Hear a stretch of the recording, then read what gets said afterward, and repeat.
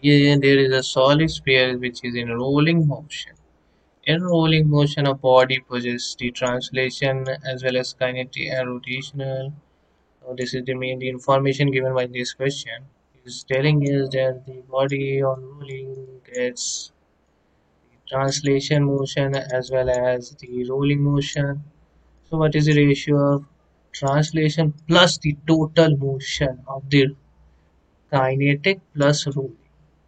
This sphere is asking the ratio. This type of question always asks about ratio.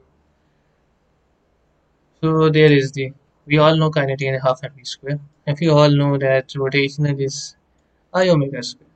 We just add these two and we just replace I omega in terms of 2 pi r square plus v by r whole square. We just replace I omega squares in place of this and find out the total 7 by 10 mv square.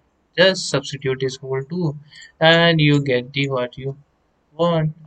So the answer we all know is the fourth one because this is the what the question is asking for us to do. These are the basically needs question. If you see the Jamin that solves very difficult. So in comparison, these questions are more easier for you to crack if you learn by heart all these things.